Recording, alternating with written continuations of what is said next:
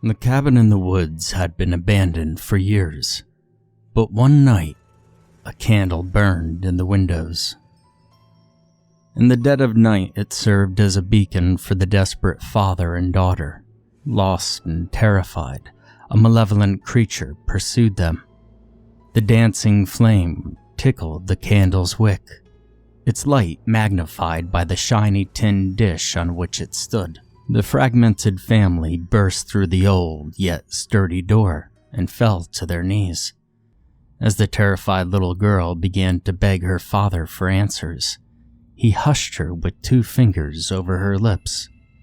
He knew that whatever pursued them was still out there, still hunting.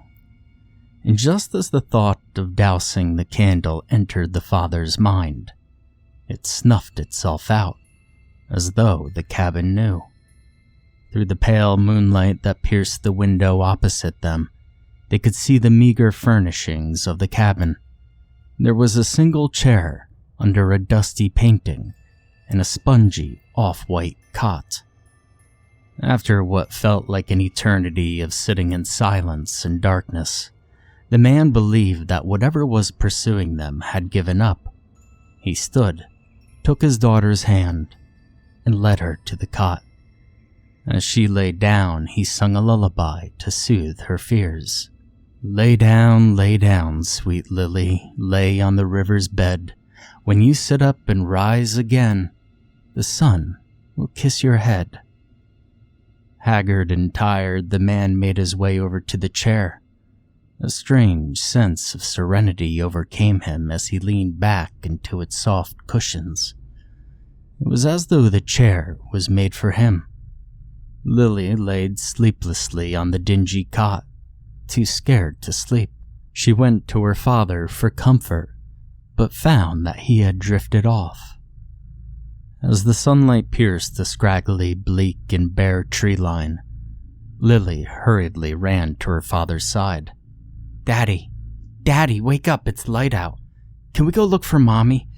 Can we go home? As he was roused to consciousness, the man looked to the patch of sunlight on the floor. Straining against the overwhelming exhaustion he felt, he peeled himself from the seat. He gazed out of the window for many minutes, barely able to brace himself upright on the sill.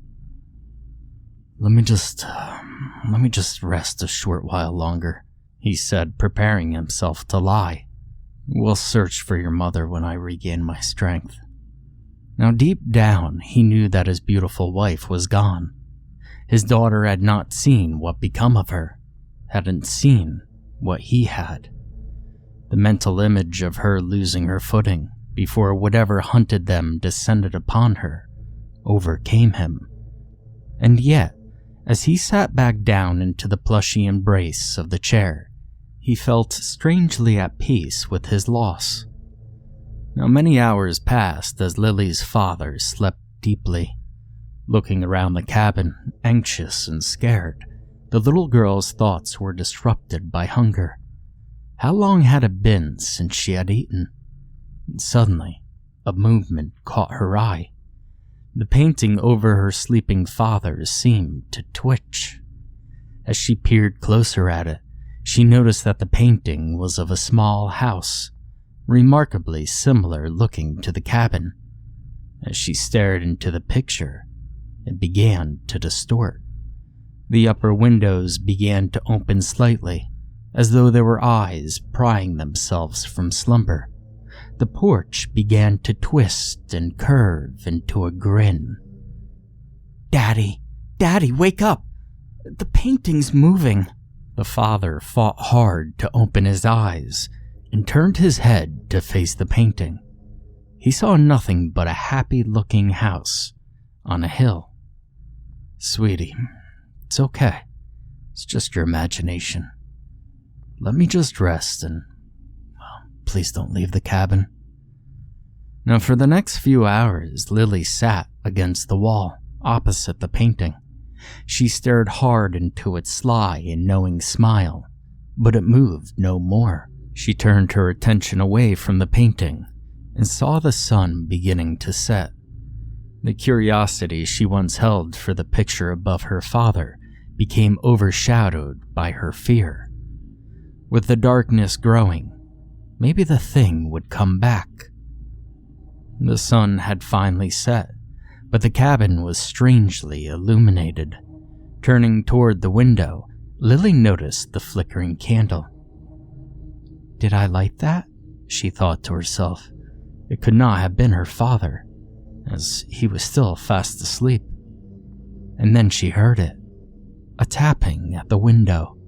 She fought to ignore it, but its consistent pattern told her that it was not just a tree branch beckoned by the wind. As she approached the window, the young girl's heart skipped a beat. "Come play outside, sweetie." The familiar and gentle voice called from the darkness. The pristine and clear face of her mother stared back at her. "Daddy! Daddy, Mama's back!" she exclaimed as she raced to the door.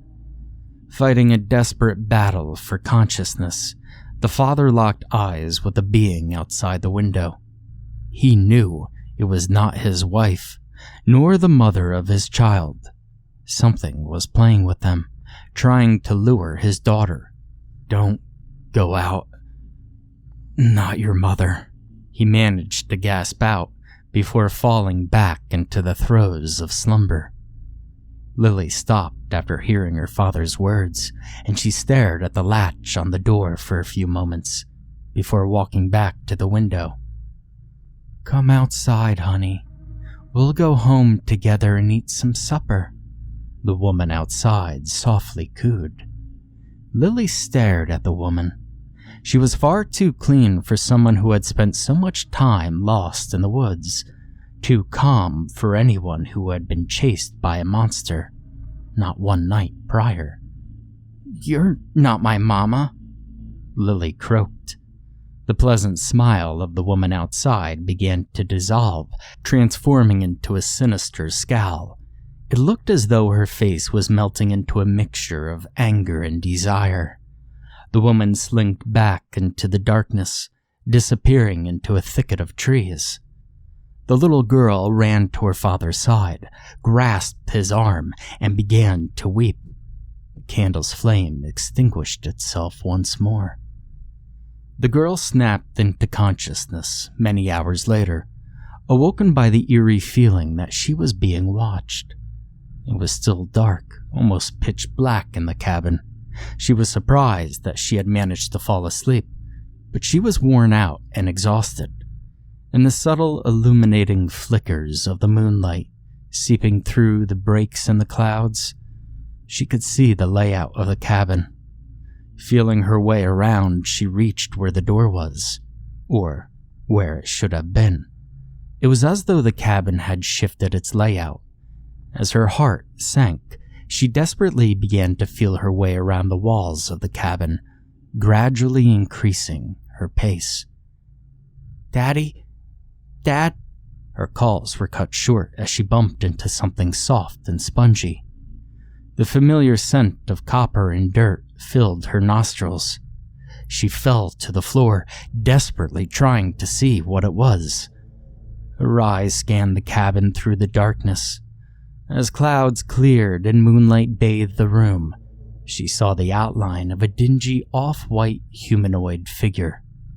Furtively, it dashed across the room, the metal on metal of the latch clapping open, and the doors swinging ajar could be heard as the gangly creature scampered off into the night.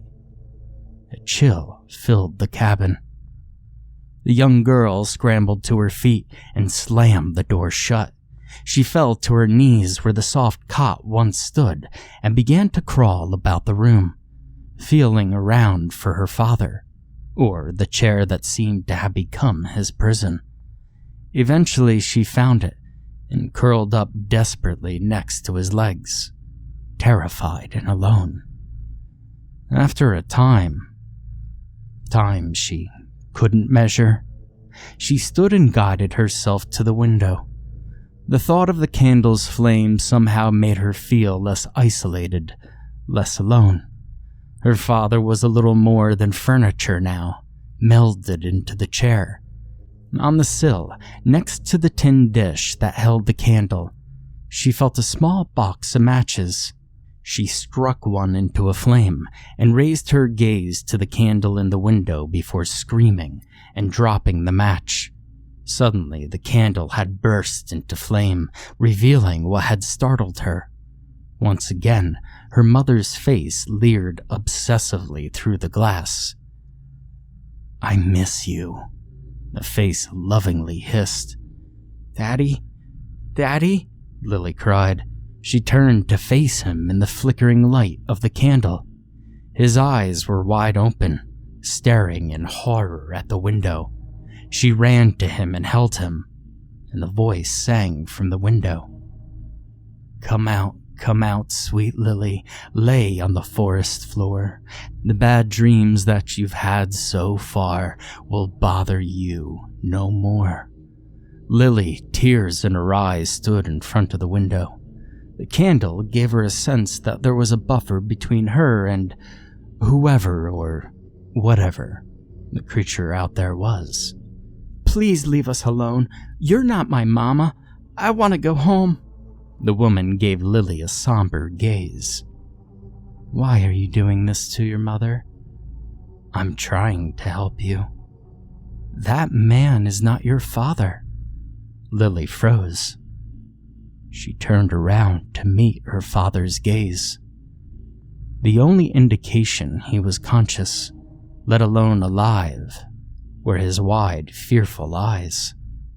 She walked over to him and laid her hand on top of his.